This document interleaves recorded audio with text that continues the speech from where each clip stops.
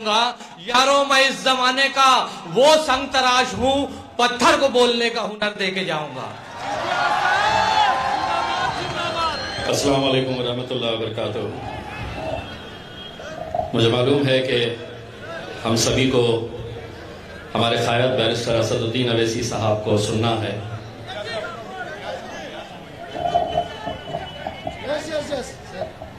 उठाओ इसको,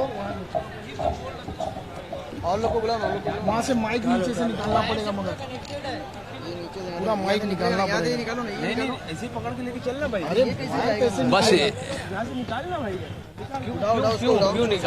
क्यों निकाल रहे? वहाँ लेके जाने का, यहाँ सेंटर उठाओ, चलो रुक जा। बस यही रखो, बस यही रखो। नहीं सेंटर उधर अवैसी साहब। अरे एक मिनट कीजिए, टाइम बहुत कम। चलो नहीं बस उधर सर बैठो, एक मिनट बराबर बैठो, नहीं बैठा बैठ इधर कुछ रखो। चलो बस हेलो, चलिए बस चलिए, इधर चलिए।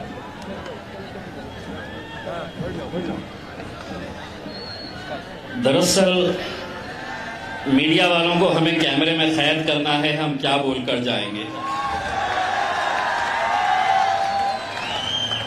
मैं यहां पर सिर्फ 5 मिनट आपसे मुखातिब होना चाहता हूं, क्योंकि हम ज्यादा से ज्यादा वक्त असद साहब को देना चाहते हैं। 2 दिन पहले मैं इसी ग्राउंड के ऊपर आया था ये जायजा लेने के लिए कि असदुद्दीन अवैसी साहब की सभा भिवंडी में होने वाली है, तो ग्राउंड कैसा है, उसकी तैयारी कैसी है, उसका जायजा लेने के लिए मैं यहां पर पहुंचा। तो इसी ग्राउंड के ऊपर कुछ पुलिस ऑफिसर्स यहां पर आए, उनके साथ मशवरा हुआ, उन्होंने कुछ सुझाव दिए, हमने कुछ सुझाव दिए, लेकिन उनमें से एक पुलिस ऑफिसर ने बड़ी ही मुस्कुराहट के साथ उन्होंने मुझसे ये कहा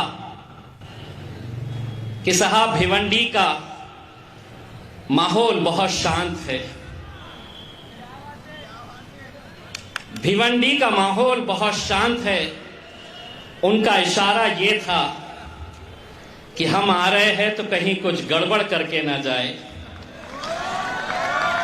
मैं आज महाराष्ट्र के तमाम पुलिस अधिकारियों को और महाराष्ट्र की सरकार को भिवंडी की आवाम की तरफ से पैगाम देना चाहता हूं। हमें सियासत से मोहब्बत नहीं है, इस देश से मोहब्बत करते हैं हम लोग, इस राज्य से मोहब्बत करते हैं, शहर से मोहब्बत करते हैं, जिस सरजमीन पे हम अपना मेहनत करके रोजी रोटी कमाते हैं, उससे मोहब्बत करते हैं। तो अगर किसी के जहन में ये बात है कि मजलिस आएगी तो कहीं माहौल गड़बड़ा जाएगा, हम तो कितने आज फितने सह रहे हैं,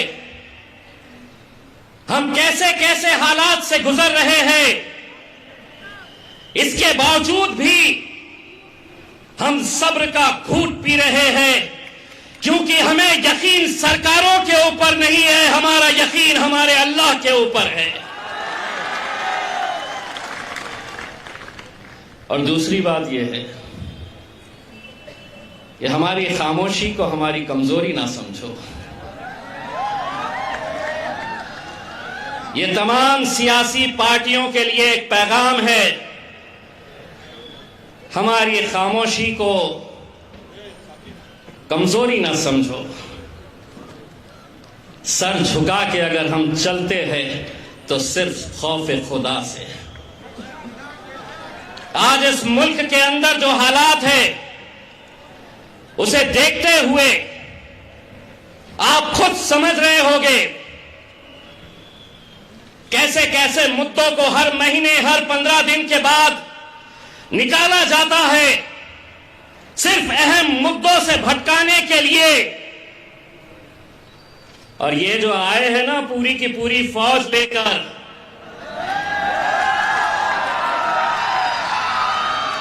आज ये पैगाम दो कि मजलिस ने भिवंडी की सरजमीन से ये ऐलान किया है कि हमें सियासत से मोहब्बत नहीं है, हम मुल्क से मोहब्बत करने वालों में से है।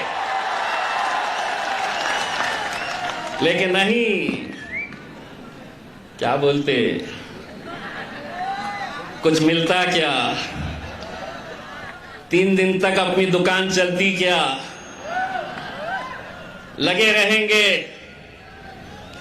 एक बात समझ लो, ये वो आवाम है जिनके साथ हमने एक दिल का रिश्ता बनाए हैं। अब हम भी इतने होशियार हो चुके हैं कि हम बोलकर निकल जाएंगे और तुमको समझ में भी नहीं आएगा कि हमने क्या बोले।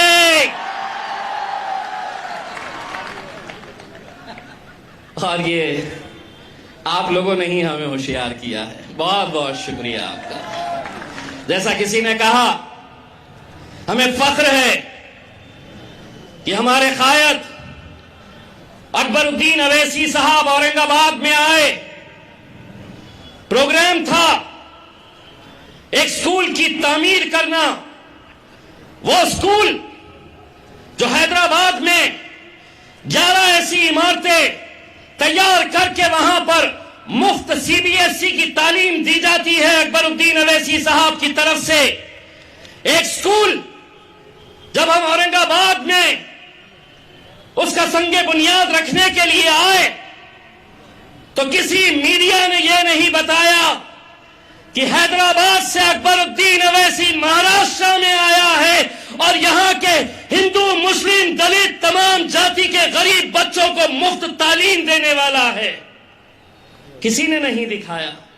दिखाया तो क्या दिखाया कि यहां क्यों गए, इसके सामने इस मजार पे क्यों गए। आज मैं उन तमाम सियासी पार्टियों को जो अवैसी भाइयों से मोहब्बत करते हैं, औरंगाबाद में अगर अकबरुद्दीन अवैसी साहब आकर एक स्कूल बना सकते हैं, शिवसेना वाले स्वीकार करो, ये ऐलान करो कि अकबरुद्दीन अवैसी अगर एक मुफ्त का स्कूल बनाएगा तो शिवसेना 4 बनाएगी। राष्ट्रवादी वाले जो सिर्फ मजलिस को खत्म करने का ठेका उठाए हैं, मजलिस को कमजोर करने के लिए दिन और रात मेहनत करते हैं, ये ऐलान करो कि अगर अकबरुद्दीन अवैसी औरंगाबाद में एक स्कूल बना सकता है तो राष्ट्रवादी कांग्रेस भी 2 स्कूल बना सकती है। और जिनके कानों में बहुत भोंगे सुनाई देते हैं, एक आध तो तुम भी शुरू कर दो, काम की बात भी करो। बेफजूल की बातों के लिए तो बहुत वक्त रहता है, लेकिन चलो कबूल करो ये चैलेंज। आज इस सरजमीन से इंशाअल्लाह हम औरंगाबाद में अगर एक मुफ्त स्कूल बना रहे हैं तो आज मैं असदुद्दीन अवैसी साहब हमारे कायद की मौजूदगी में हम ये ऐलान करते हैं कि इंशाअल्लाह अगर आप मजलिस का साथ देंगे तो एक स्कूल भिवंडी के अंदर भी अकबरुद्दीन अवैसी साहब बनाएंगे। कब तक वही जाति, वही धर्म, वही मजहब, वही हिंदू मुस्लिम, वही मंदिर मस्जिद, इन मुद्दों के अंदर हमको भटकाते रहेंगे। ये मुल्क की तहजीब है और मजलिस भी आज ये दोबारा उन तमाम सियासी पार्टियों को कहना चाहती है कि हमारे मुल्क की खूबसूरती जो है वो अनेकता में एकता है।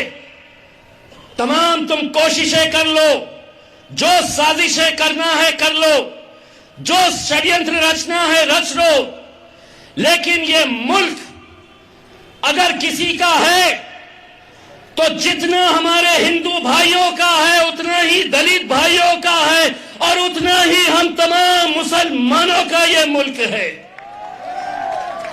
लेकिन नहीं, आज इस मुल्क के अंदर जो हालात है उसे देखते हुए कहीं ना कहीं हम सबको ये जिम्मेदारी के साथ आगे बढ़ने की जरूरत है। मुझे मालूम है कि आज ये वक्त कम मिला है, मैं आप लोगों को इतना यकीन दिला के जाता हूं कि दोबारा आएंगे और इंशाअल्लाह अगली महफिल के अंदर ये दुआ करेंगे कि हमारे साथ खालिद गुड्डू साहब भी यहाँ पर मौजूद रहे, तब जाकर दिल खोल कर करेंगे। मैं अपना वक्त बैरिस्टर असदुद्दीन अवैसी साहब को देता हूँ। बहुत बहुत शुक्रिया। वाखिर दुआना। अमुल कामले साहब और शेरू से मैं दरख्वास्त करता हूँ कि सर के खिदमत में जो तोहफा गुल पेश करना है, हमारे फैयाज साहब हैं, मोइन साहब, वारिस पठान साहब, आपकी मोहब्बतें और इनायतें फौरन जी जी जल्दी कीजिए, जल्दी। सज्जू भाई, हसीब जामई, ये तमाम लोग, वक्त बहुत कम है, तालियों से इस्तकबाल कीजिए। आपकी तालियां, आपके मोबाइल का टॉर्च ये बताना चाहिए कि आप लोग जो है इनका इस्तकबाल कर रहे हैं। इस्तकबाल कीजिए और सामने से हटिए, सज्जू भाई सामने से हटिए। मीडिया वाले जो है फोटो कैप्चर कर रहे हैं, सामने से हटिए। बहुत खूब। लम्हे लम्हे की सियासत पे नजर रखते हैं, हम फिक्रमंद हैं, दुनिया की खबर रखते हैं। मार ही डालेगी ये दुनिया, वो दुनिया है, हम जो जिंदा हैं तो जीने का हुनर रखते हैं। जनाब असदुद्दीन अवैसी साहब, बैरिस्टर असदुद्दीन अवैसी साहब।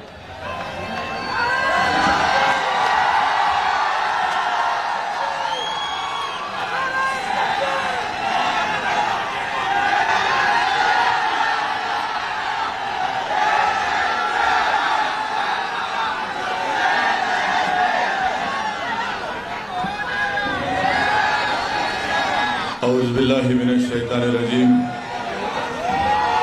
बिस्मिल्लाहिर्रहमानिर्रहीम। अस्सलामु अलैकुम व रहमतुल्लाहि व बरकातुहू।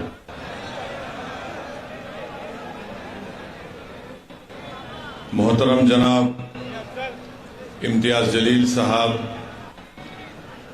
रुकने पार्लिमान औरंगाबाद मजलिस इत्तेहादुल मुस्लिमीन, वो सदर महाराष्ट्र मजलिस इत्तेहादुल मुस्लिमीन, मोअज़्ज़िज़ हाज़रीन इकराम, मेरी इज़्ज़तदार माँ और बहनों, मेरे गयूर नौजवान साथियों, शहनशीन पर तशरीफ फरमा मोहतरम जनाब फैयाज साहब, सदर मुंबई मजलिस इत्तेहादुल मुस्लिमीन, साबिक़ा रुकन असम्बली व कौमी तर्जुमान मजलिस इत्तेहादुल मुस्लिमीन जनाब वारिस पठान साहब, जनरल सेक्रेटरी महाराष्ट्र मजलिस इत्तेहादुल मुस्लिमीन मोहतरम सैयद मोइन साहब, मुमरा के मजलिस इत्तेहादुल मुस्लिमीन के सदर शादाब पठान साहब, भिवंडी के वर्किंग प्रेसिडेंट मजलिस इत्तेहादुल मुस्लिमीन शादाब उस्मानी साहब, अमुल कामले साहब, जैद शेख साहब, रबीश मोमिन साहब, अफसर मोमिन साहब, अब्दुल हसीब जामई साहब, मोहम्मद अहमद सज्जू साहब, फैज खां साहब, नूरुल ऐन साहब, शहीन शाह शेख साहब, एडवोकेट साकिब अंसारी साहब, और मैं अपनी आज की इस तकरीर को अल्लाह के फजलो करम से मैं जो कुछ बयान करूंगा, मैं इसको मेरे भाई और भिवंडी के जो सौदर हैं खालिद गुड्डू साहब के नज़र पेश करता हूं, जो आज जेल की सलाखों में हुकूमत के जुल्म का शिकार हैं, और हम अपनी जानिब से महाराष्ट्र की हुकूमत से इस बात का मुतालबा करते हैं, डिमांड करते हैं कि खालिद गुड्डू साहब को जल्द से जल्द रिहा करवाया जाए। 2 साल से खालिद गुड्डू को जेल में रखना ये इंसाफ की तौहीन है। हुकूमत का काम यह है कि किसी को जेल में ना रखे, बल्कि उनको जेल के बाहर लाए। अगर उन पर कोई मुकदमात हैं तो आप चलाइए ज़रूर, मगर मेरा मानना यह है कि खालिद गुड्डू को निशाना बनाकर उनकी बढ़ती हुई मकबूलियत को रोकने के लिए इस तरह की साजिश और मंसूबा रचा गया। मैं खालिद गुड्डू की इस को जो जेल में रखा गया, उन पर जो मुकदमे आयद किए गए, मेरा मानना यह है कि तमाम के तमाम मुकदमात में कानूनी तौर पर कोई उसमें दम नहीं है, क्योंकि हुकूमत नहीं चाहती कि खालिद गुड्डू बाहर आए, इसीलिए उनको जेल में रखा जा रहा है। मगर मुझे यकीन है कि इंशाअल्लाह ताला अल्लाह सुब्हाना व ताला के पास देर है अंधेर नहीं है। जल्द से जल्द अल्लाह अपने फजलो करम से खालिद गुड्डू साहब को रिहा करवाएगा।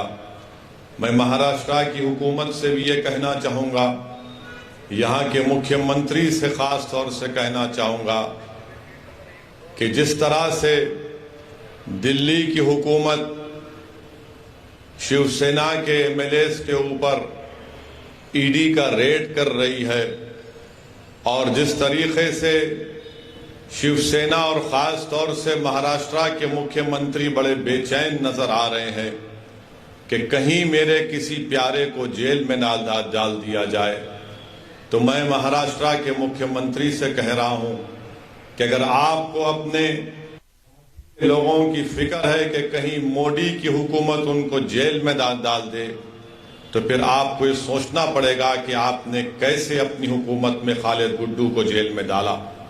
याद रखिए, अगर खालिद गुड्डू जेल को जा रहा है हुकूमत के जबर और जुल्म का शिकार होकर, तो कहीं दिल्ली की हुकूमत भी अपनी ताकत का बेजा इस्तेमाल ना करे और आपके ही करीबी लोगों को जेल में डाल दे। अगर आज आप फिक्रमंद हैं, तकलीफ में हैं, तो मैं महाराष्ट्र के मुख्यमंत्री से पूछना चाह रहा हूं, खालिद गुड्डू के घर वालों पर क्या गुजर रही होगी, उनके घर में उनके भाइयों पर, उनके अफराद खानदान पर, उनके दोस्तों पर क्या गुजर रही होगी। इसीलिए हम महाराष्ट्र हुकूमत से मुतालबा करते हैं कि आप खालिद गुड्डू को रिहा करवाइए, मुकाबला करिए सियासत में, मैदान में मुकाबला करिए। लोकतंत्र है, लोकशाही है, संविधान के दायरे में रहकर मुकाबला करिए। किसी को जेल में डालकर ये बहादुरी का काम नहीं है। बहादुर वो है जो अपने मुखालिफिन को भी छोड़े और कहे कि आओ प्यारे आजमाओ किस्मत, देखते हैं मैदान में अवाम किसको पसंद करती है। अगर आज हुकूमत महाराष्ट्र की सरकार लोकशाही पर भरोसा करती है, तो मैं उम्मीद करता हूं कि वो खालिद गुड्डू को रिहा करवाएगी और शिवसेना, राष्ट्रवादी कांग्रेस और कांग्रेस ये कहेगी कि खालिद गुड्डू तुम बाहर निकल कर हमसे मुकाबला करो। हम भी यही चाहते हैं कि कोई भी जेल में ना जाए। सियासतदान हैं, राजनेता हैं, अगर वो जेल को चले जाएंगे तो याद रखो उनकी मकबूलियत में और इजाफा होता रहेगा। खालिद गुड्डू की मकबूलियत में कोई कमी नहीं आई, ना इंशाअल्लाह कमी आएगी। खालिद गुड्डू एक दिन रिहा होगा और जब खालिद गुड्डू रिहा होगा तो पहले से ज्यादा ताकतवर एक सियासी नेता बनकर रिहा होगा। और मजलिस इत्तेहादुल मुस्लिमीन हमेशा मजलूमों का साथ देती है। जुल्म करने वालों याद रखो, इख्तिदार किसी के पास रहने वाला नहीं है। आज तुम इख्तिदार के नशे में चूर होकर मजलूमों को जेल में डाल रहे हो, मगर इंसानियत की तारीख गवाह है कि जिस हुक्मरान ने अपनी ताकत के बलबे पर अगर वो ये समझ रहा है कि किसी को मैं जेल में डाल सकता हूं, खुदरत का काम यही होता है कि जो हुक्मरान जुल्म करता है, अल्लाह उसी हुक्मरान को एक दिन जेल में डालता है और मजलूम को तख्तो ताज पर बिठा देता है, और वही काम होगा इंशाअल्लाह ताला। मगर मेरे अजीज दोस्तों और बुजुर्गों, खालिद गुड्डू से दुश्मनी इसलिए क्योंकि खालिद गुड्डू पावर के खिलाफ है। कौन सा पावर? एक तो राष्ट्रवादी के जुल्म के खिलाफ और दूसरा टॉरेंट पावर के खिलाफ खालिद गुड्डू ने आवाज उठाई थी। तो दोनों को यह पसंद नहीं आया कि यह कौन दीवाना खड़ा हो गया जो हमारे इख्तिदार की बुनियादों को हिला के रख दे रहा है। तो टॉरेंट पावर और राष्ट्रवादी दोनों मिलकर खालिद गुड्डू के खिलाफ झूठे मुकदमे आयद करके हजरत पुलिस को भी इस्तेमाल कर लिए और खालिद गुड्डू पर इल्जाम लगाकर उनको जेल को भिजा दिया। मुझे इस बात की कोई फिक्र नहीं है।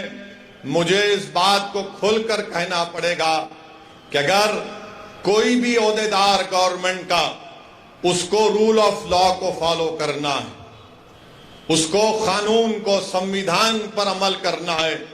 अगर आज आप संविधान को नजरअंदाज करके, रूल ऑफ लॉ को नजरअंदाज करके, जिसको उर्दू में कहती है कि कानून की बालादस्ती को अगर आप नजरअंदाज कर रहे हैं, आज आप मौज मना लो। कल ये लोग जब इख्तिदार पर सत्ता में नहीं रहेंगे तो फिर कौन आएगा आपको बचाने के लिए। इसीलिए हम अपील कर रहे हैं कि महाराष्ट्र की सरकार, जो महाराष्ट्र की जेलों में जो लोग मजलूम हैं उन सबको रिहा करे। मैं खालिद गुड्डू की बात नहीं कर रहा हूं। जो कोई भी महाराष्ट्र की जेल में जुल्म का शिकार है उनको छोड़ा जाए, चाहे वो खालिद गुड्डू हो या नवाब मलिक हो, उनको भी छोड़ना चाहिए। नवाब मलिक की बात नहीं करेंगे। मुल्क का माहौल इस तरह से बना दिया गया कि बीजेपी, राष्ट्रवादी कांग्रेस, शिवसेना, समाजवादी पार्टी, ये तमाम नाम निहाद सेकुलर पार्टियां ये चाहती हैं कि भला हम तक ना आए, हम जेल को ना जाएं, मगर हमारे पार्टी में अगर कोई मुसलमान है तो उसको जेल में डाल दो, हम जेल को नहीं जाएंगे। ये सच्चाई है, मैं बता रहा हूं आपको। मैं इल्जाम नहीं लगा रहा हूं, दलाइल और दलील दे रहा हूं। जब राष्ट्रवादी कांग्रेस के मुखिया जनाब शरद पवार साहिब दिल्ली जाकर दिल्ली के बादशाह नरेंद्र मोदी से मुलाकात करते हैं तो मीडिया ने रिपोर्ट किया कि शरद पवार साहिब ने देश के प्रधानमंत्री जो इस वक्त भारत के बादशाह बने बैठे हैं उनसे कहा कि संजय राउत पर कुछ मत करो, उसको जेल में मत भिजाओ, उसके खिलाफ इंक्वायरी मत करो। मैं पूछना चाह रहा हूं राष्ट्रवादी कांग्रेस के लोगों से, उनको नवाब मलिक क्यों याद नहीं आया? नवाब मलिक का नाम लेना था ना। जब देश के प्रधानमंत्री से मिल रहे तो आप ही के पार्टी का नवाब मलिक है, उसके बारे में भी बोल देते कि नवाब मलिक को भेजा, जेल में डाला गया, मगर नवाब मलिक का नाम नहीं आया। किसका नाम आया? शिवसेना के संजय का नाम आया। तो क्या संजय मलिक से ज्यादा अजीज हो गया राष्ट्रवादी कांग्रेस को? यह हकीकत है, मेरी बात को याद रखो आप। मेरे इस तकरीर के बाद शुरू हो जाएंगे मीडिया के लोग जो शिवसेना की गुलामी करते हैं, तो कोई मोदी की गुलामी करते हैं, तो कोई शरद पवार की गुलामी करते हैं। मैं अवाम का नुमाइंदा हूं, मैं इनका कादिम बनकर सच्चाई को बयान कर रहा हूं। यह बात सच है कि संजय का नाम शरद पवार साहिब लिए, नवाब मलिक का नाम नहीं लिए। क्यों? नवाब मलिक क्या कमतर है संजय से? आप बताओ, क्या नवाब मलिक कमतर है संजय से? क्या नवाब मलिक और संजय बराबर नहीं है? जब बराबर है तो बोलते भी नहीं है जबान से अपनी। क्यों नहीं बोलते? मुसलमान है, कहां जाएगा, इसको डराओ, दौड़ते हुए आएगा हमारे पास। बोलो इसको सेकुलरिज्म, ये सेकुलरिज्म का गुलाम है, ये हमारे पास दौड़ के आएगा। बोलो इसको गंगा जमुनी, वो बाजा बजा कर आएगा। एक मुशायरा कर दो तो वो दौड़ कर आएगा। मगर यह आपकी अहमियत है, जब चुनाव आएगा तो चुनाव में कहेंगे ए ओवैसी की बात के यकीन मत करो, मोदी को रोकना है, शिवसेना को रोकना है।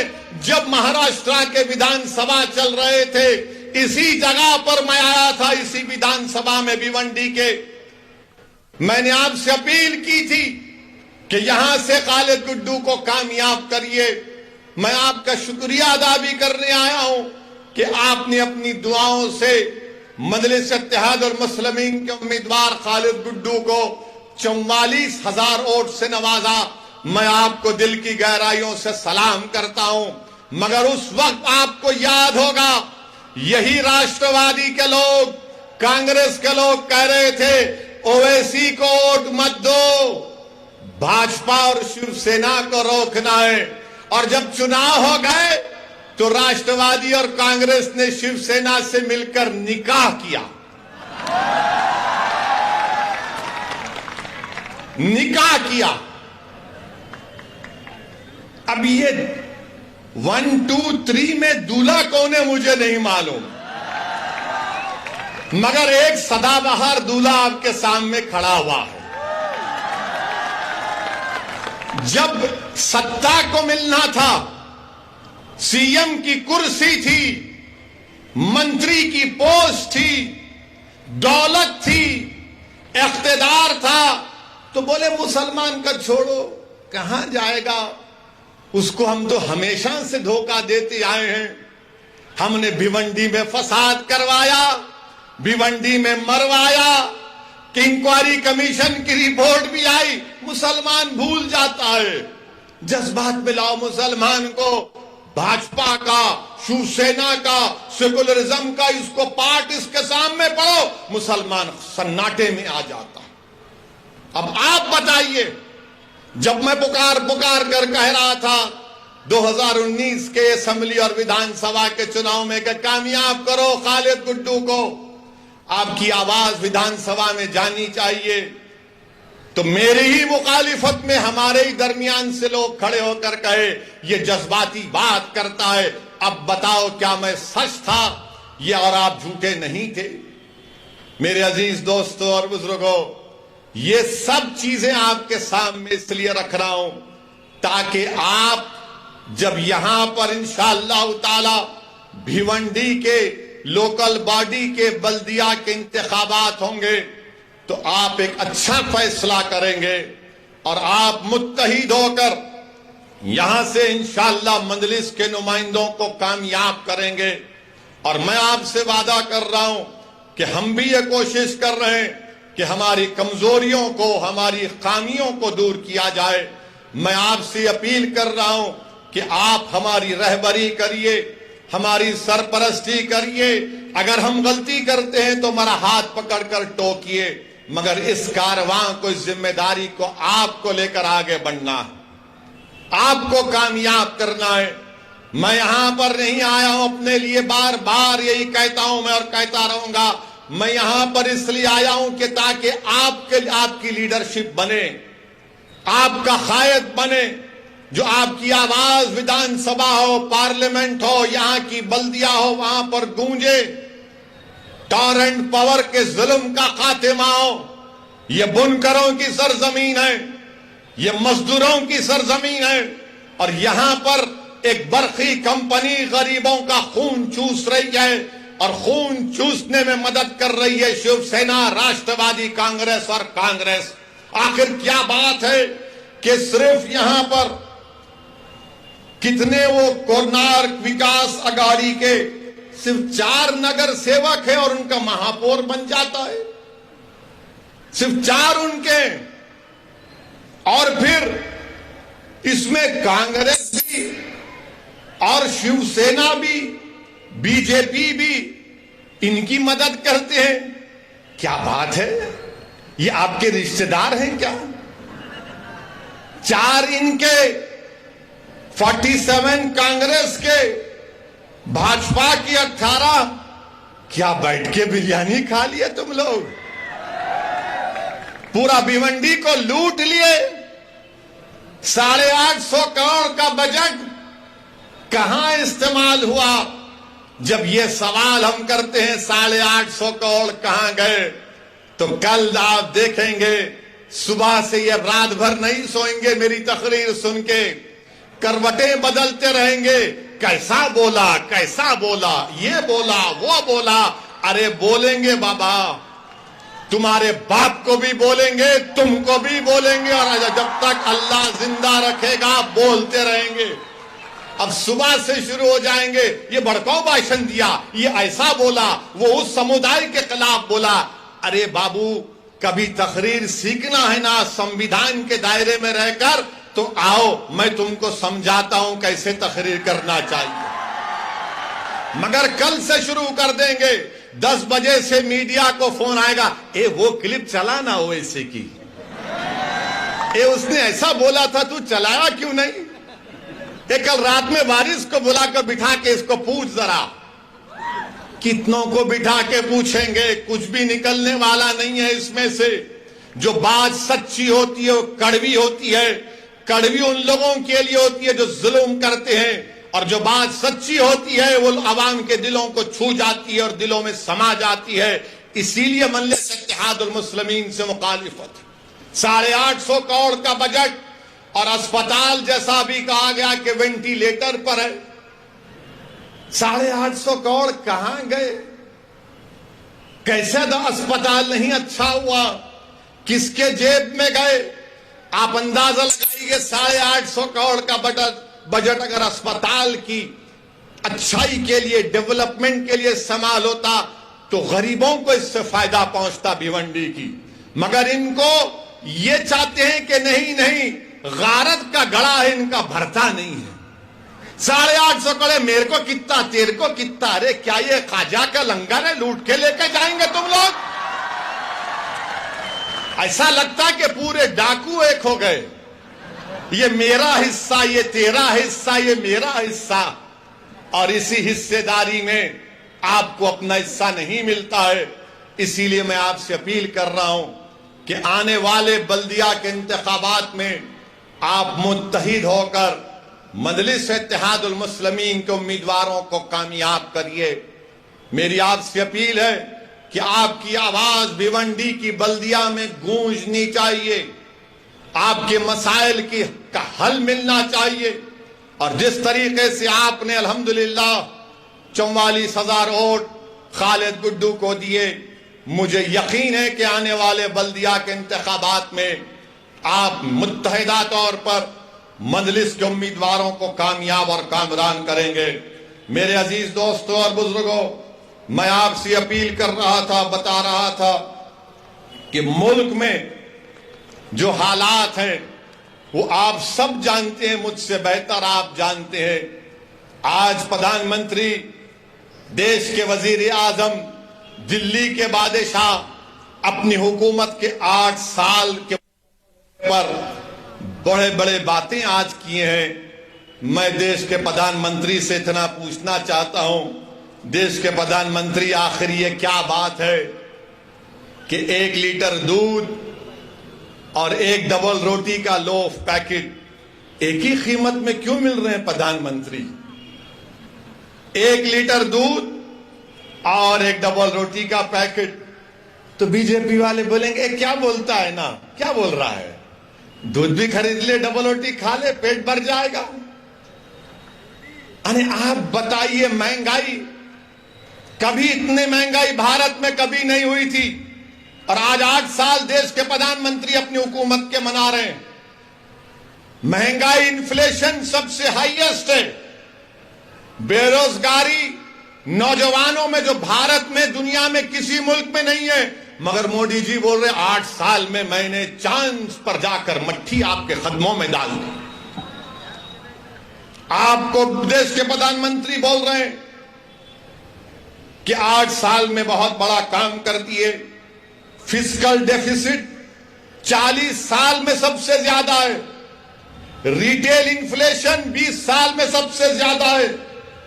और जो महिलाओं की, खवातीन का वुमेन फोर्स है, उसमें कमी आई है। 10% से कम महिलाएं काम कर रही हैं भारत में। आप बताइए इसके ऊपर क्या बोलेंगे? मेरे अजीज दोस्तों और बुजुर्गों, 8 साल का जश्न बीजेपी मना रही है, तो क्या ये बात सच नहीं है कि भारत के फॉरेन रिजर्व जो 640 बिलियन डॉलर से 595 बिलियन डॉलर्स पर आ गए? कौन जिम्मेदार है इसका? FIIs, फॉरेन इन्वेस्टमेंट इन्वेस्टर्स 22% से 19% पे आ गए इंडियन स्टॉक्स के। कौन जिम्मेदार है इसका? इखलाक को मारा गया, कौन जिम्मेदार है? पीलू खान को मारा गया, कौन जिम्मेदार है? रगवर को मारा गया, कौन जिम्मेदार है? दिल्ली का फसाद हुआ, कौन जिम्मेदार है? गाय के नाम पर पीटा गया, कौन जिम्मेदार है? दाढ़ी के नाम पर मारा गया, कौन जिम्मेदार है? सर पर टोपी पहनने पर मारा गया, हाफिज जुनैद को चलती हुई ट्रेन में मारा गया, कौन जिम्मेदार है? सेंधवा में 12 घरों को तोड़ दिया गया, कौन जिम्मेदार है? मध्य प्रदेश खरगोन में 22 घरों को तोड़ दिया गया, कौन जिम्मेदार है? राजस्थान के कैरोली में फसाद हुआ, कौन जिम्मेदार है? और 8 साल का जश्न मना रहे हैं, इस पर कोई बात नहीं करेगा। अब जब आप भाजपा के लोगों से पूछेंगे, ना मोदी जी ने तो 370 निकाल दिया, तो जब 370 निकाल कर आपने कहा था कि आतंकवाद का खात्मा कर दिया, तो कल एक टिकटॉक एक टीवी के स्टार को गोली मार दी गई, कौन जिम्मेदार है?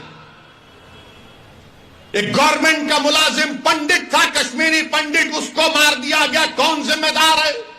तुमने एक झूठी पिक्चर तो बना दी जज्बात में और नफरत पैदा करने के लिए इस्लाम और मुसलमानों के लिए, मगर वो पंडित को मारा, कौन जिम्मेदार है? तुम्हारी सरकार है।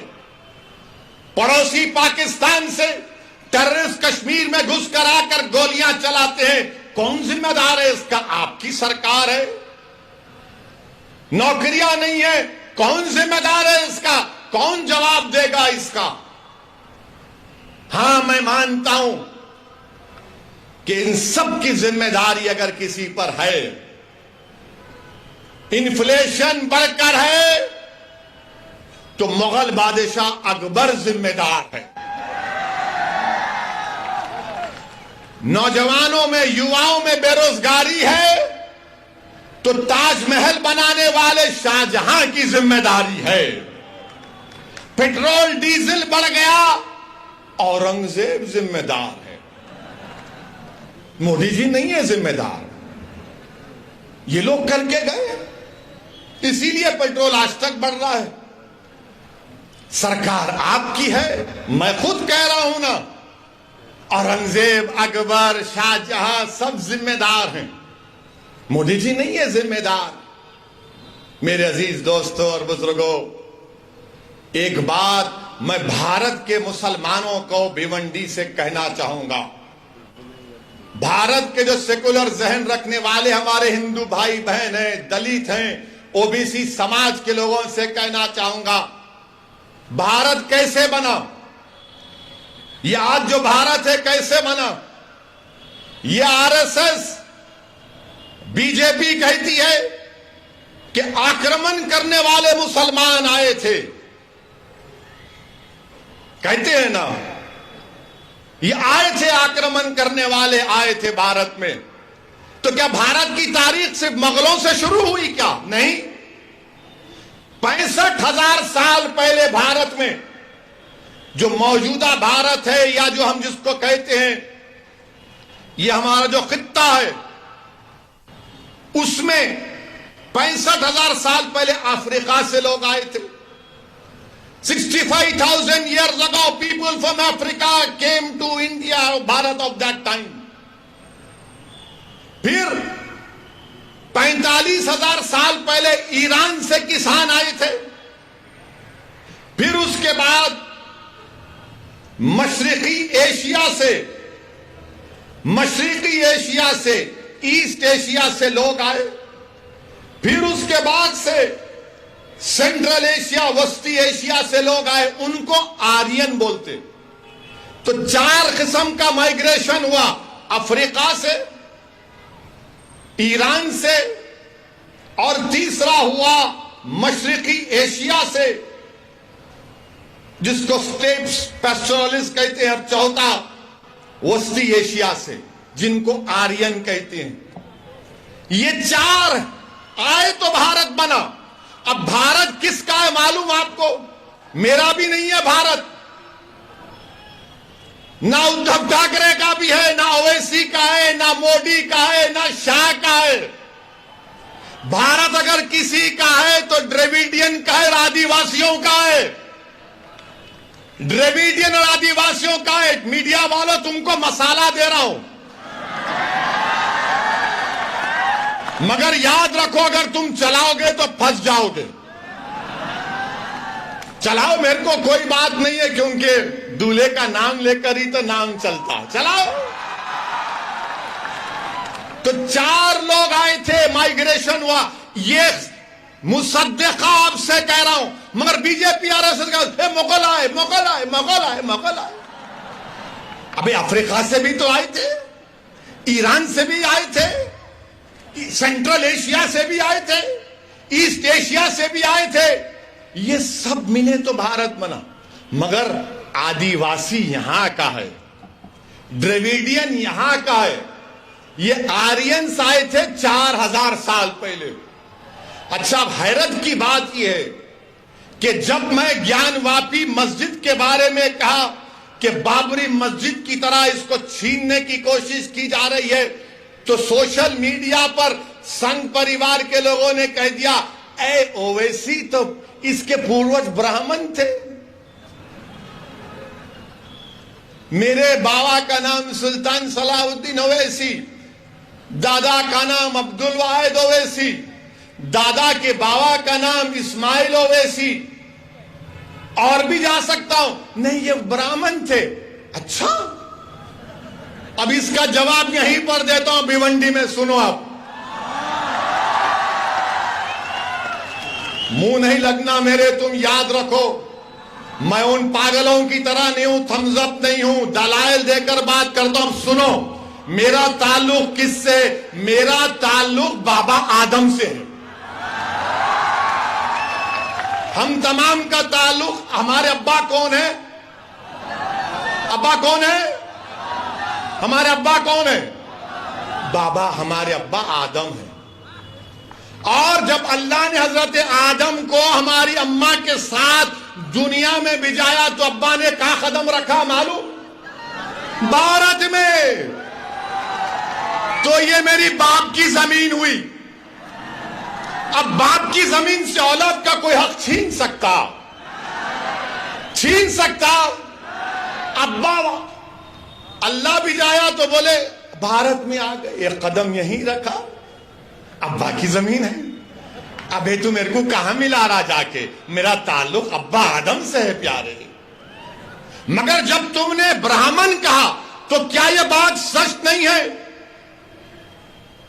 कि बाल गंगाधर तिलक, जो भारत की आजादी में बहुत बड़ा अदा किए, मुजाहिद आजादी है, क्या उन्होंने नहीं कहा था कि आर्यन लोग आर्कटिक से आए थे? आर्कटिक, उन्होंने कहा था यह बात। अब बताओ इस पे क्या बोलेंगे? क्या बोलेंगे तुम बताओ इसको? इसलिए कह रहा हूं कि भारत में अगर कोई इंडियन माने ओरिजिनल है, वो आदिवासी है, द्रविडियन है, बाकी के सब लोग आए।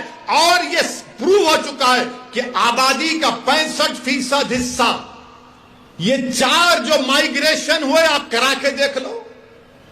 मगर बीजेपी संघ क्या बोलेगी, शिवसेना भी, सब मुगल आए, मुगल आए। हाँ ठीक है, मुगल आए तो पेट्रोल बढ़ गया, मुगल आए तो डीजल बढ़ गया, मुगल की वजह से बेरोजगारी बढ़ गई, मुगलों की वजह से इन्फ्लेशन है, मुगलों की वजह से स्टॉक एक्सचेंज में हमारे FIS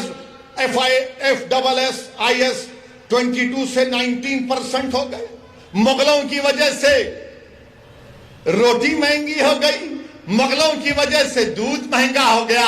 अरे सब हम ही जिम्मेदार है, तुम तो दूध के दूल्हे हो। देश का प्रधानमंत्री मुसलमान है, आप नहीं है ना। महाराष्ट्र का मुख्यमंत्री आप नहीं है, कोई और है। हर चीज को मुगलों से जोड़ दो।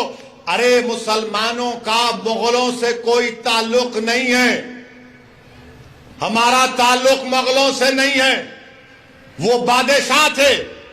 बादशाहों का ताल्लुक दीन से नहीं होता, जो खलीफा होता है उसका ताल्लुक दीन से होता है। ये बादशाह थे, इनका क्या प्रॉब्लम था? हमारा इख्तिदार बाकी रहे।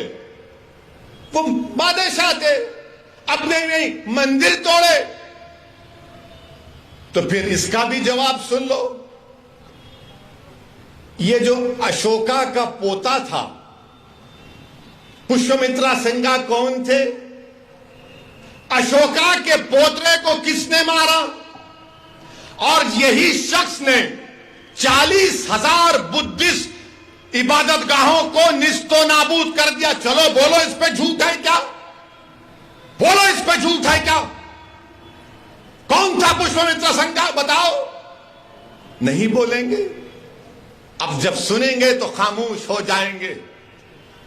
अशोका के पोते को हराने वाला कौन था? नाम बोलो। नहीं बोलेंगे। ये आपको समझना है। अब बात करे कि बोलेंगे इनू करे। अच्छा, फिर क्या जेन्स का इख्तिदार नहीं था भारत में? क्या शैवाइट्स और विष्णुवाइट्स में तसादुम नहीं हुआ? क्या तारीख तोड़ मोड़ के पेश कर रहे हो? अरे उन जाहिलों के सामने अपनी जहालत दिखाना। असदुद्दीन ओवैसी के सामने जहालत मत दिखाओ, तुमको आईना दिखा दूंगा मैं, याद रखो।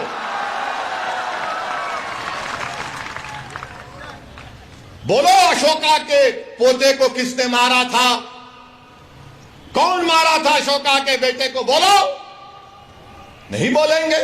शाम सूंघ जाएगा इनको। बोलेंगे नहीं, मुगल मुगल। अबे रात में मुगल, दिन में मुगल, बैतुल खला में मुगल। कभी निकलो तारीख से। तारीख यह है भारत की कि 65,000 साल पहले अफ्रीका से लोग आए थे भारत में।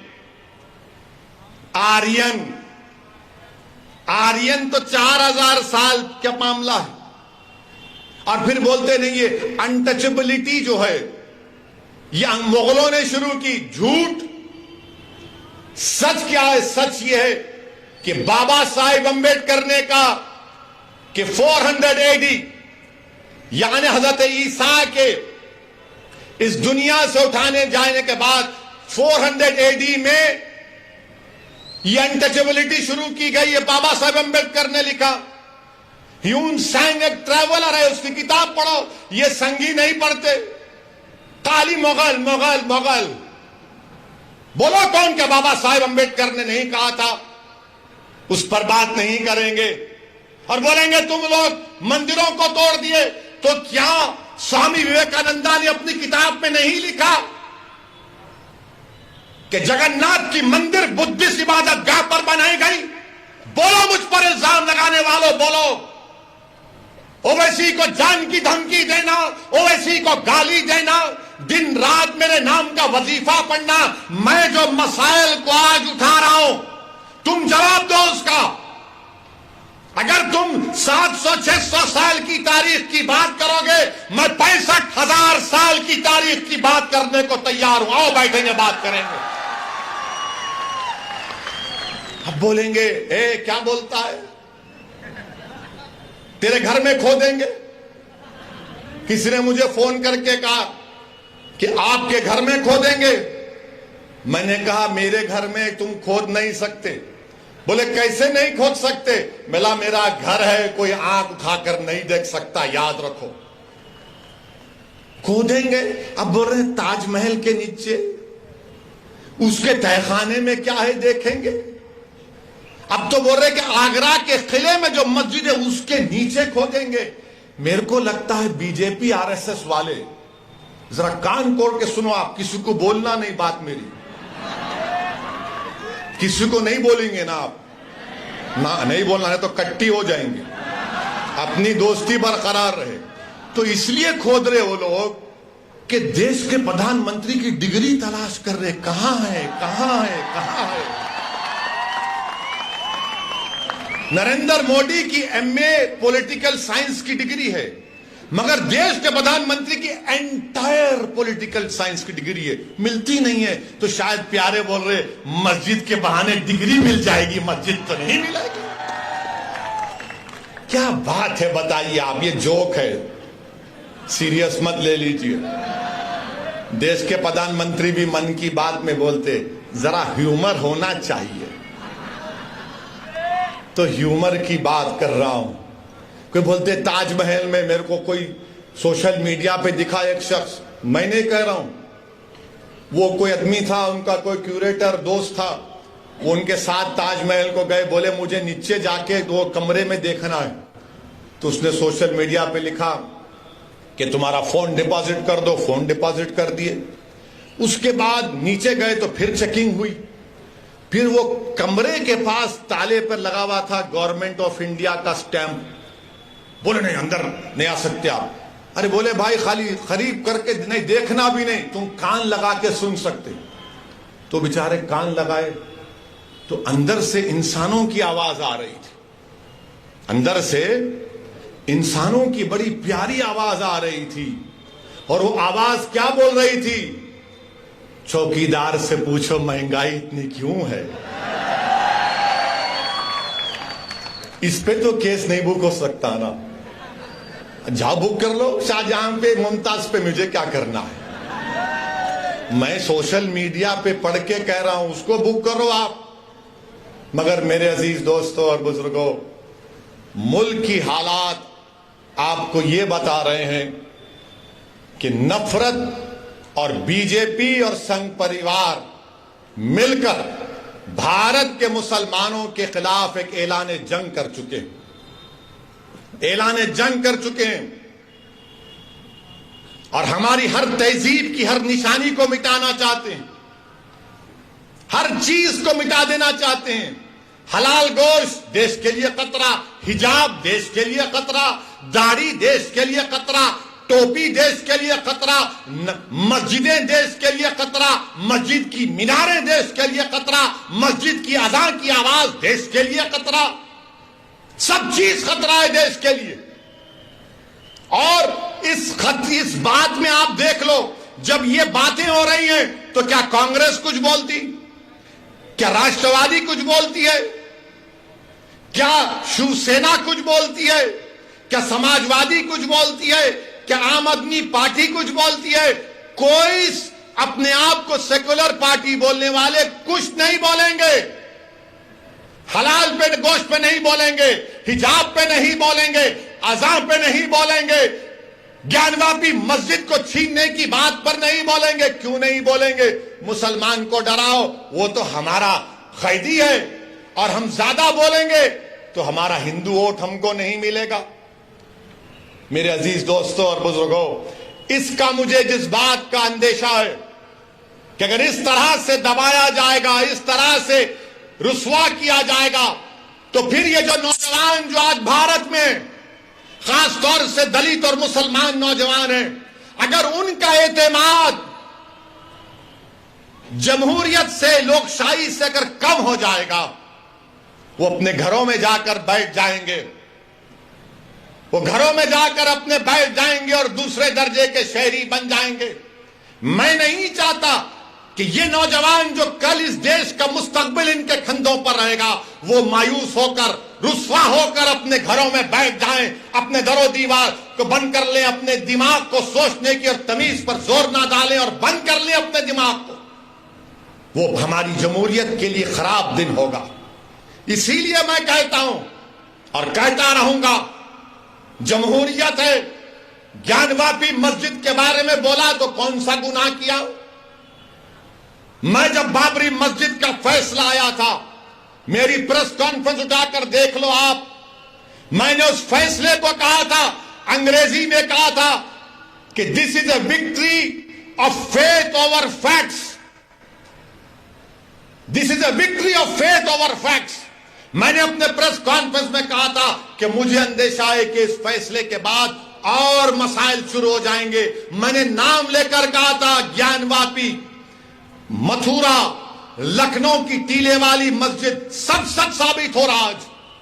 उस वक्त भी सब गालियां दिए मुझे। मैं भिवंडी की आवाम से, भारत के मुसलमानों से और भारत के हमारे हिंदू व दलित भाइयों से जो अंबेडकर और गांधी को अपना लीडर मानते हैं, इस दीवाने की बात का यकीन थोड़ा करो। तुम मुझसे नफरत करो इंफरादी तौर पर, मगर मैं कह रहा हूं तो मेरी बात को सुनो, याद रखो, ये रात लंबी रहने वाली है। भिवंडी के अवाम, भारत के मुसलमानों, मेरी इस बात को याद रखो, ये रात अंधेरी रहने वाली है, लंबी अंधेरी रहने वाली है।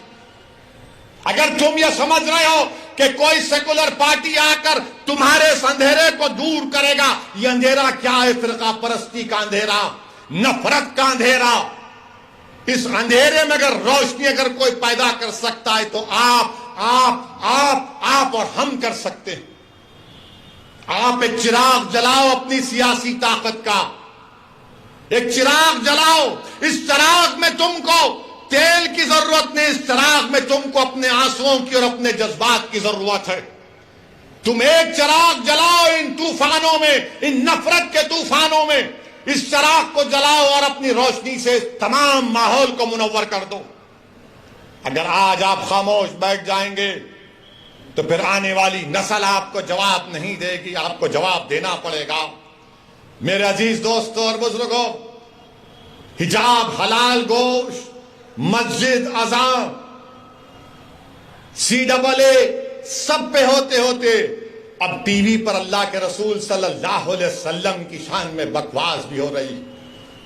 एक अंग्रेजी टीवी चैनल के ऊपर भारतीय जनता पार्टी के स्पोक्स पर्सन एक मोहतरमा साहिबा ने रहमतुल्लाह अलमीन सल्लल्लाहु अलैहि वसल्लम पर अनाप शनाप बोल दिया, हमारी उम्मत की मां पर कुछ बोल दिया। मैं पूछना चाहता हूं क्यों नहीं कांग्रेस बोलती इसके ऊपर, इसके खिलाफ? क्यों नहीं राष्ट्रवादी इस पर कुछ बोलती है? कौन बोलता है? मुसलमान ही बोलता है, असदुद्दीन ओवैसी बोलता है। हैदराबाद में आज कमिश्नर ऑफ पुलिस हैदराबाद के पास एक कुल जमाती डेलीगेशन गया, मगर आपको बता रहा हूं और आप गवाह हैं मेरी इस बात का कि जब कमली वाले पर कोई अनाप शनाप बकता है तो कोई नहीं बोलता। उद्धव ठाकरे के बारे में अगर कोई बोलेगा तो उसके घर को जाकर उसको धमकी दी जाएगी या उसके मुंह पर कालिक फेंकी जाएगी। शरद पवार पर कोई बोलेगा तो थप्पड़ मारा जाएगा। शरद पवार के बारे में कोई लिखेगा तो उस एक्ट्रेस को जेल में डाल दिया गया। तो बताओ क्या शरद पवार को बोला जाएगा, उद्धव ठाकरे को बोला जाएगा, मोदी को बोला जाएगा, और जब मेरे रसूल के बारे में बोला जाएगा तो तुम सब गूंगे बन जाओगे, तुम कुछ नहीं बोलोगे। मैं आपसे मुखातिब नहीं हूं, मैं इख्तिदार की कुर्सियों पर बैठने वालों से पूछ रहा हूं, बताओ, बोलो। शरद पवार के बारे में बोले तो थप्पड़ मारकर ऐनक तोड़ दिए, उस एक्ट्रेस ने कुछ कहा तो जेल में डाल दिए, मोदी के खिलाफ लिखे तो जेल में डालते हैं, योगी के खिलाफ कुछ बोले तो जेल में डालते हैं, और रसूल अल्लाह सल्लल्लाहु अलैहि वसल्लम की शान में को अनाप शनाप बकता है। अरे खाली नारे लगाने से कुछ नहीं होता। मैं जो कह रहा हूं सोचो उस बात पर। जब अल्लाह अकबर कहते ना तो उसके माने समझो। मेरे अजीज दोस्तों और बुजुर्गों, आपकी खामोशी मुझे शिकवा इन तमाम पार्टी से नहीं है, मैं आपसे शिकायत कर रहा हूं। मैं आपके सामने अपना दर्द बयान कर रहा हूं। मैं अपनों के दरमियान में खड़े होकर आपसे भीख मांग रहा हूं। मुझे उनसे उम्मीद नहीं है, मुझे आपसे उम्मीद है। अगर मेरी बात कड़वी लग रही तो अपना एक दीवाना बेटा और भाई समझकर माफ कर दो, मगर मेरा हक बनता कि मैं तुम्हारे सामने बोलूं। अगर तुम्हारे सामने नहीं बोलूं तो कहां जाकर बोलूं, बताओ। मेरे अजीज दोस्तों और बुजुर्गों, इसीलिए आपको अपनी एक सियासी ताकत को मजबूत करना है, चाहे जिले सतह पर हो, बल्दिया का इलेक्शन हो, जिला परिषद का इलेक्शन हो, असेंबली का हो, पार्लियामेंट का हो। आपको अपनी आवाज उठानी चाहिए, नुमाइंदा होना चाहिए। मत जाओ इन लोगों की बातों में कि ओवैसी खड़ा होगा तो उन्होंने जीत जाएंगे। अरे जब मैं नहीं भी खड़ा हो रहा हूं तो जीत रहे ना। मुबारकपुर से ताल्लुक रखने वाले कितने यहां पर बताओ, हाथ उठाओ। मुबारकपुर से कितने लोग हैं कि जामिया अशरफिया की बिल्डिंग को तोड़ा गया, कुछ समाजवादी के लोग बोले? नहीं बोलेंगे। फिर आप क्या करेंगे? नहीं इलेक्शन आए, नहीं ओवैसी बोलता अच्छा भाई, मगर अब क्या करेंगे? आप याद रखो, आप हुकूमतों को नहीं बदल सकते, आप अपने नुमाइंदों को कामयाब कर सकते हैं। आपको अपने नुमाइंदों को कामयाब करना है। और हम भारत के प्रधानमंत्री से अपील कर रहे हैं, रिक्वेस्ट कर रहे हैं कि देश के प्रधानमंत्री आप अपने नेशनल स्पोक्स पर्सन के खिलाफ एक्शन लीजिए। अगर आप सबका साथ, सबका विकास, सबका विश्वास की बात करते हैं, आप हमारे खिलाफ रहिए, मगर इतना नफरत मत करिए कि जिसके नाम का सदका हम खाते हैं आप उनके नाम के बारे में अनाप शनाप बक दें। जिसके नाम का हम सदका खाते हैं, देश के प्रधानमंत्री हम आपसे अपील कर रहे हैं कि अल्लाह के रसूल सल्लल्लाहु अलैहि वसल्लम के बारे में आपके स्पोक्स पर्सन ने जो अनाप शनाप बका, आप मुसलमानों के भी प्रधानमंत्री हैं, आप देश के प्रधानमंत्री हैं, आप बता दो ये चीज गलत है, उसको रोको, आप केस बुक करो। देश के प्रधानमंत्री को यह काम करना चाहिए। करेंगे नहीं करेंगे मुझे नहीं मालूम, मगर मुझे यकीन है कि जिसने भी इस तरह की अनाप शनाप बका है उसको उसका सियासी चराग उठता जाएगा, उसको सिक्योरिटी मिलेगी, उसको बड़े बड़े ओहदे दिए जाएंगे। मगर हम देश के प्रधानमंत्री से अपील कर रहे हैं, ये जो अपने आप को सेक्युलर पार्टी कहते हैं, शरद पवार साहब आपको बोलना चाहिए। आपके बारे में कोई बोला तो थप्पड़ मार देंगे। उद्धव ठाकरे आपको बोलना चाहिए, मुखालिफत करो आप मजलिस की, कोई एतराज, मगर हर चीज की एक हद होती है। किसी को इस बात की इजाजत नहीं है कि आप किसी भी मजहब के बारे में, उनके बड़े बड़े लोगों के बारे में आप अनाप शनाप बक दें। मुझे भी इख्तलाफ है बीजेपी से, शिवसेना से रहेगा जिंदगी भर। मेरे अजीज दोस्तों और बुजुर्गों, मैं आपसे अपील कर रहा हूं कि मुत्तहिद रहिए, और बीजेपी से अपील कर रहे हैं कि ये आप नेशनलिज्म का, भारत से मोहब्बत का दर्स हमको मत दो। आप, हम वो लोग हैं जो हमारे बुजुर्ग जेल में थे, एक खत भी हमारे बुजुर्गों ने अंग्रेजों से माफी का नहीं लिखा। क्या अल्लामा फजले खैराबादी ने काला पानी की सजा में को अंग्रेजों को खत लिखा? फांसी पर चढ़ गए मोदी जी, अंग्रेजों के खिलाफ माफी नहीं मांगी, पेंशन नहीं लिया अंग्रेजों के खिलाफ, अंग्रेजों से अंग्रेज का घर नहीं लिए। हमने कहा यही हमारा भारत, हमारा घर है, लड़ेंगे, अंग्रेजों को भगाएंगे या फिर अपनी जान को कुर्बान कर देंगे। और जिस शख्स का तुम जश्न मना रहे हो, क्या उसका नाम महात्मा गांधी के कपूर इंक्वायरी कमीशन में नहीं आया, जो महात्मा गांधी के कत्ल में कॉन्स्पिरेटर है? सोचो, अगर गांधी से मोहब्बत है तो जबान पर गोडसे और गांधी के कातिलों का नाम नहीं आना चाहिए।